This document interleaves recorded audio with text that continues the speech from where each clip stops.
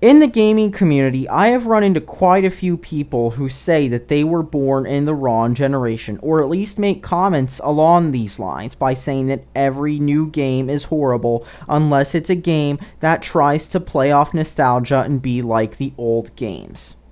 And despite many people getting sick of the whole retro 8-bit indie game trend, it seems to not be losing steam anytime soon.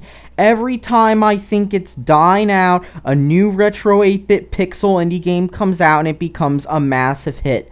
Just take a look at Undertale with its graphics on the level of an Apple IIe game and system requirements being similar to that of Crysis. And yet Undertale has been a hit, with every YouTube Let's Player, including PewDiePie, Markiplier, and the Game Grumps, making Let's Plays of it, many kids getting into it, and of course memes everywhere, and people who believe that they are Undertale characters. Yeah, this is a game that came out a few months ago, and they are already believing they are characters from this game. And before Undertale, you had games like Minecraft, Terraria, and of course the first wave of Xbox Live Arcade indie games. And those are just a few more notable indie games with retro 8-bit indie graphics and gameplay right now. Because if you go on Steam and look for the tag pixel graphics, you'll see loads and loads of games just like this. Another thing I'll see retro indie gamers complain about, though, is modern day gaming consoles, and I'll see them complain about the Xbox One and the PlayStation 4. The Wii U, not so much, but then again it is kinda stuck in the past too. And they'll complain about the fact that they have online connectivity, the fact that they have patching, the fact that they have downloadable content, the fact that they have games that need to be installed from the disc. They'll be complaining about how gaming these days is ruined forever.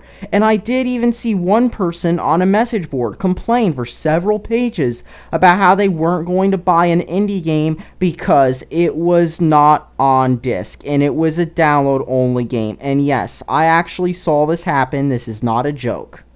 Thankfully, somewhere out there, though, recognizes that retro indie gamers need their own gaming system, as after all, modern-day gaming systems are too mainstream and don't have enough retro 8-bit indie games.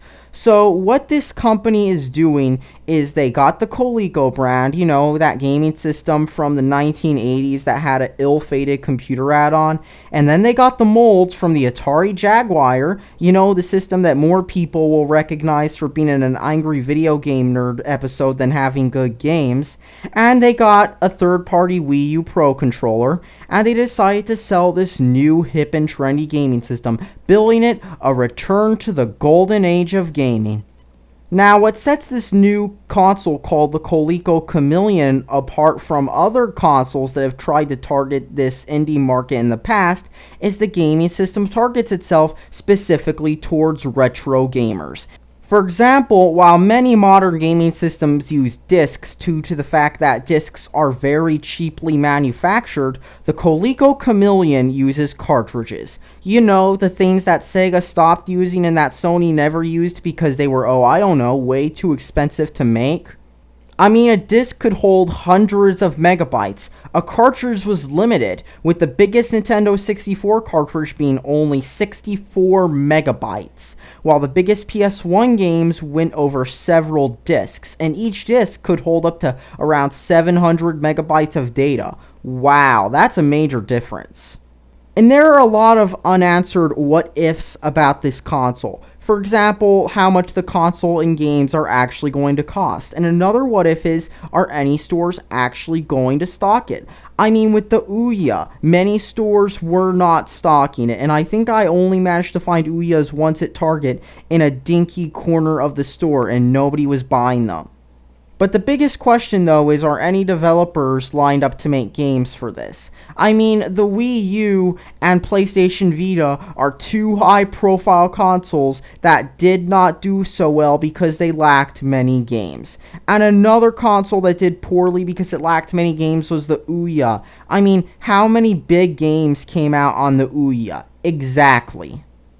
And keep in mind, Nintendo has already cornered the market for game consoles for people who believe they were born in the wrong generation. I mean, for Christ's sake, the Wii U uses the same processor the Bondi Blue iMac G3 did. It uses that same processor. I'm not even joking. Look it up. All in all, I feel this game system is going to be a colossal waste of money. Thankfully, it will not look out of place right next to that Ouya or Pippin in any retro gamer's display case.